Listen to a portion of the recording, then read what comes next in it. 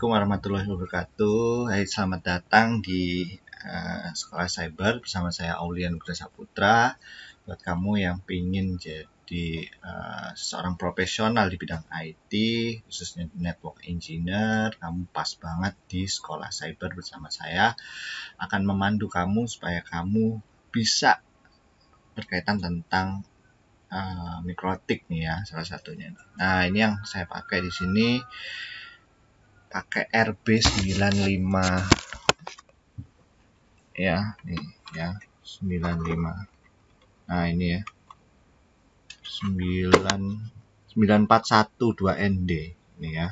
Ini biasa buat praktek-praktek pakainya ini nih tuh ya.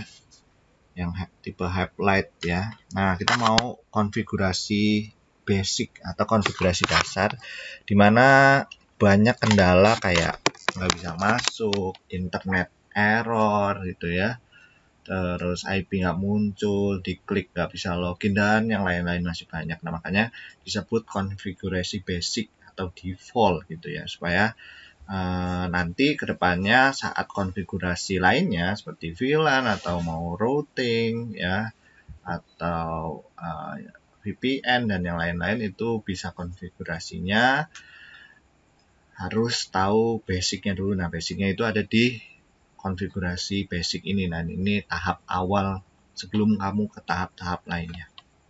Oke, hal yang pertama kamu lakukan itu adalah mereset ya, atau masuk ke routernya gitu. Sebelum masuk, hal yang pertama harus kamu lakukan itu ya matikan firewall. Nah, itu banyak banget nih ya. Jadi beberapa siswa gitu kadang tidak bisa masuk karena keblok firewallnya. Nah, itu bisa di Windows S, terus klik cari tulisan firewall gitu ya, ketik firewall, nanti kan kelihatan tuh ya. Nah, itu di turn off semua tuh ya. Jadi kita disable dulu ya, kita nonaktifkan nih di sini. Turn on ya, di turn off nih ya, public network turn off, pokoknya semua turn off gitu ya. Nah, habis itu baru kita buka ya mikrotiknya, winbox-nya gitu ya. Nah, di sini ada dua kedetek gitu ya. Ini yang kita pakai, yang RB9412ND. Nah ya. Nah, di sini kita bakal melakukan yang namanya reset gitu. Nah, kadang kalian itu ngeklik di IP address ya. Menurut saya bukan salah, tapi kurang tepat saja. Yang kita klik itu MAC address-nya gitu ya, supaya kalau IP kan kadang latensinya putus-putus dan dia ngeloknya juga rada susah gitu. Kadang ada yang IP-nya beda atau nggak bisa masuk gitu ya. Nah, lebih bagusnya itu kita masuk melalui MAC address gitu ya. Nah, kalau udah kita masuk, nah di sini kita lakukan reset ya. Nah, misalkan Pak, ternyata saya masih belum bisa masuk juga. Itu karena biasanya satu, legacy modenya belum diaktifin atau belum di checklist, nanti ada warna merah gitu ya. Keterangan terkait legacy mode untuk diaktifkan. Nah, itu diaktifkan dulu ya. Nah, sekarang kita reset. Nah, resetnya itu ada di sistem reset configuration. Nah, ini kita centang no default configuration and do not backup. Jadi kita tidak membackup dan kita tidak tidak kembali ke default configuration gitu ya. Karena kalau kembali ke default configuration itu di hard reset, yang di powernya dicabut, terus dicolokin, terus dicolokin lagi powernya gitu ya. Nah, itu ke hard reset. Kadang masih ada di interface-nya itu kayak tulisan Chapman seperti itu ya. Nah, itu dia kembali ke pengaturan public, benar-benar default gitu ya, dan masih ada konfigurasinya. Makanya sesudah hard reset itu saran saya di soft reset, yaitu di sistem reset configuration. Nah, itu ya. Kalau udah kita klik aja reset configuration, terus di yes ya. Jadi routernya kita reset dulu sebelum kita konfigurasi gitu ya. Nah, konfigurasi di sini yang saya gunakan itu via WiFi. Karena apa? Kita nggak usah narik kabel, kita bisa pakai HP sebagai hotspotnya. Nah, nanti kita bisa login dari WiFi yang ada di HP atau di hotspot, jadi sumber internet gitu ya. Oke, ya ini kita refresh dulu, kita tunggu dulu sejenak ya. Nah, selain firewall, kita bisa menggunakan sistem IP address. Jadi kita rubah IP address-nya gitu, yang tadinya DHCP gitu ya, atau dynamic, kita ganti ke static gitu ya. Nah, ini bisa kita rubah. IP-nya berapa sih kalau mau dirubah? Nah, IP-nya biasa kita gunakan itu 192.168.88.1. Nah, ya. Kita bisa menggunakan IP default untuk masuk ya. Router sudah di reset ya, kadang sesudah di reset masih bingung gitu ya, kok nggak muncul-muncul ya. Satu, harus dicek firewallnya, terus kita bisa melakukan konfigurasi IP address secara statik gitu ya. Nah, IP-nya berapa? 192.168.88. Nah ya, jadi IP si router defaultnya itu adalah 1. Kita bisa pakai IP selain 1 gitu ya, 2, 3, 4, 5 dan seterusnya seperti itu ya.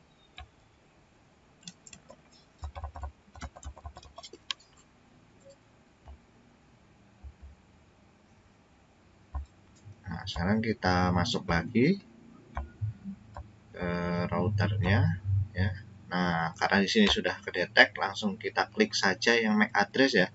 Jadi MAC address-nya itu bukan tulisan MAC address-nya, tapi ke alamat MAC address-nya yang ini nih ya. Nah, ini kita connect-in. Oke. Nah, di sini awal kita harus melakukan identifikasi terkait atau memberi nama si router ini. Itu hal yang simple, tapi kadang orang menyepelekan. Itu ada di sistem identity gitu ya. Nah, ini kita namain misalkan router, terus pakai nama kita Aulia gitu ya. Oke. Nah, di sini langsung berubah tuh dia ya, router Aulia. Ya, fungsinya apa? Kalau misalkan dalam satu jaringan ada 20 router gitu ya. Nah, kalian nggak bingung tuh, karena di sini udah ada mengidentifikasi router itu adalah router kalian. Nah, selain itu apalagi nih yang harus dikonfigurasi? Salah satunya adalah user ya. Jadi usernya itu masih user yang password. Kalau passwordnya kosong, ini kita masukin.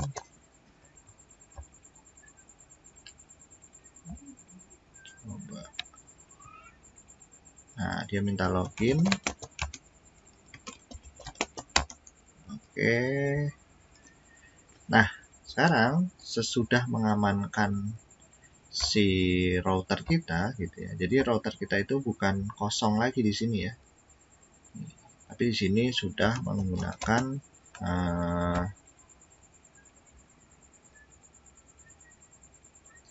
password ya. Di sini ada passwordnya untuk masuk ke router kita.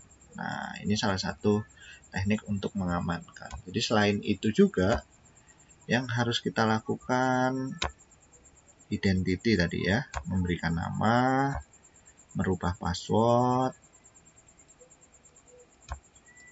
Nah, kita klik dulu ya dashboard untuk time, date, CPU ya. Nah, ini CPU. Di sini tanggalnya, ini jamnya masih salah ya. Nanti bakal kita benarin juga. Supaya apa? Supaya dia di lock nanti ya. itu sesuai sama tanggal atau jam saat ini juga gitu ya. Oke. Nah, di sini saya itu ada WiFi ya. Saya akan bikin sebuah hotspot.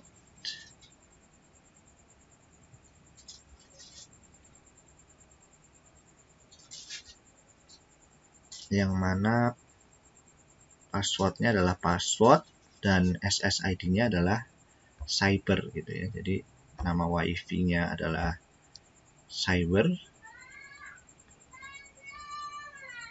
Nah, ini ya. Terus passwordnya adalah password. Nah, kita bakal menggunakan hotspot itu sebagai sumber internet gitu ya.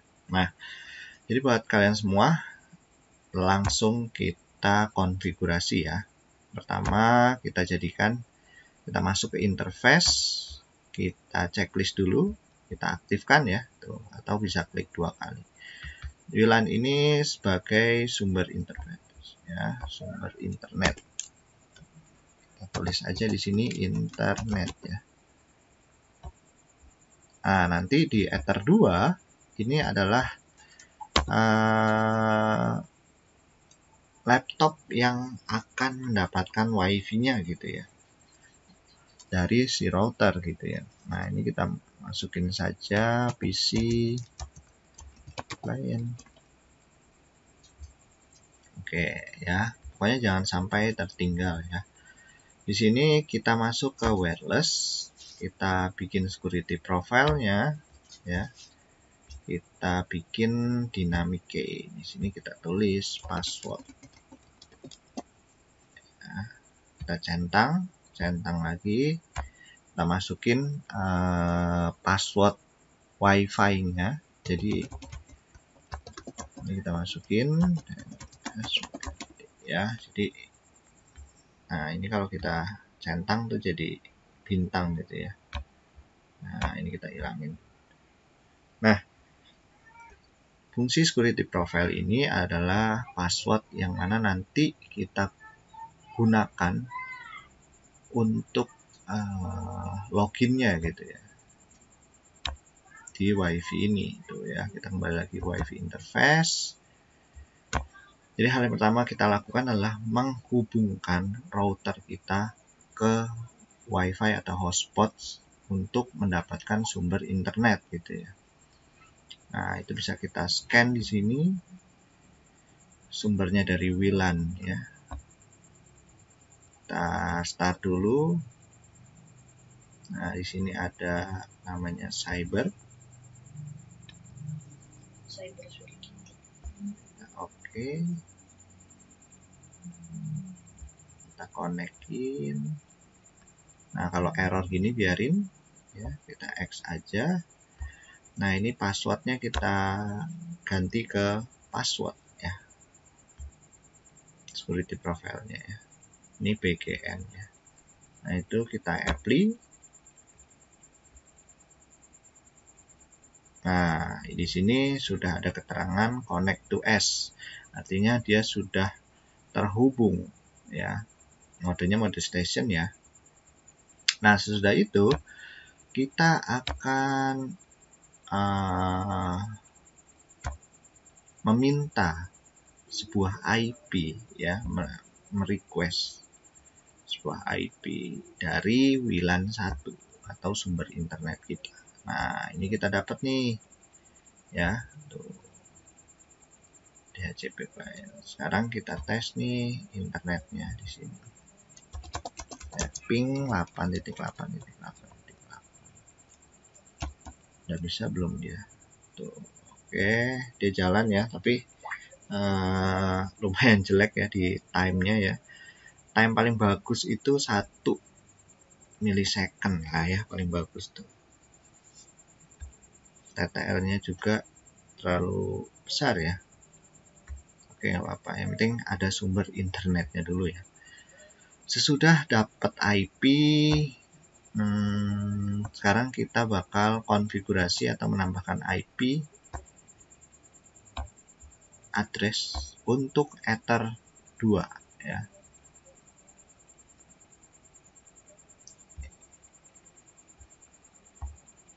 Kita tambahkan 10.10.10.1/9. Kita masukin di Ether 2 ya. Nah, buat kalian ini sudah ada D, artinya dynamic, yang mana dia otomatis dapat setelah IP DHCP client gitu ya.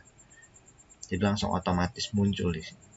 Nah, selain fungsi DHCP client itu merequest sebuah IP, dia juga merequest sebuah DNS. Ya, tuh DNS-nya dapat. Ini kita bisa tambahkan lagi DNS-nya Google atau OpenDNS, yaitu 8.8.8.8. Nah, sehabis itu kita akan membuat DHCP server ya. DHCP server, DHCP setup ya. Jadi kita bakal menyebarkan IP address yang ada di IP Ether 2-nya gitu ya. Nah, ini kita sebar, ini cukup next saja ya. Ini DNS-nya, list time-nya 10 menit. Oke, ya jadi otomatis nanti Ether 2 itu mendapatkan sebuah IP address ya. Nah, ini untuk WiFi-nya saya matikan dulu. Nah, ini kita konekin lagi, tuh ya, dia dapat IP. Nah, 10.10.10.1 ya ininya ya. Nah, di sini kita langsung masuk ke firewall ya. Firewall, kita ke kolom NAT. Di sini ke general, out interface-nya kita rubah ke sumber internet, yang mana fungsi network address translation itu adalah membungkus IP privat, yang mana nanti bakal keluar melalui IP public dari WLAN 1 ya. Jadi fungsinya itu adalah membungkus, seolah-olah kalau ini adalah IP public, padahal IP privat yang dibungkus ke dalam IP public, yang mana nanti dia bisa mengakses keluar atau ke internet gitu ya. Nah, actionnya itu masquerade. Kalau udah klik OK. Nah, sampai sini harusnya sudah ada internetnya gitu ya. Coba kita tes dulu ke CMD tapping 8.8.8. Oke, bisa ping google.com. Oke, bisa. Nah, fungsi DHCP client juga dia bakal memberikan route secara dynamic gitu ya. Nah, ini contohnya. Iya.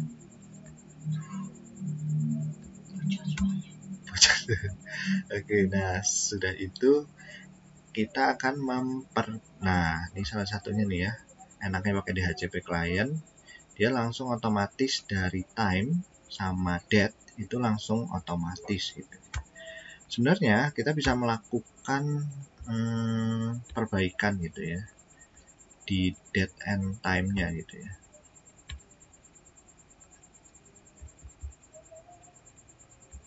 Itu ada di IP SNMP ya, SNMP di sistem SNTP client ya. Nah, ini bisa kita cari di Google, yaitu NTP client gitu ya. NTP Indonesia.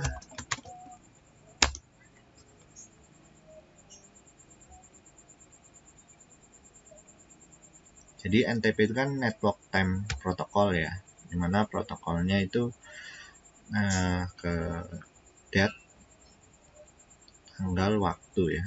Nah, ini ya servernya. primary-nya bisa kita masukin ke DNS ya. Coba kita tes ke sini, mau nggak ya? Oke, nggak mau. Kita masukin ke sini.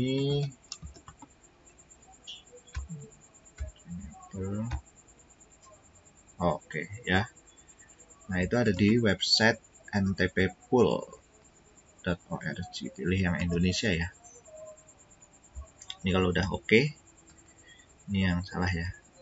Oke, kita ke habis itu yang paling penting itu ada di service. Nah, ini ada beberapa service yang nggak terlalu dibutuhkan, malah jadi celah. Nah, itu kita disable ya. FTP, SSH, Telnet itu juga nggak perlu. www ya, nggak perlu. Kita kayaknya Winbox doang.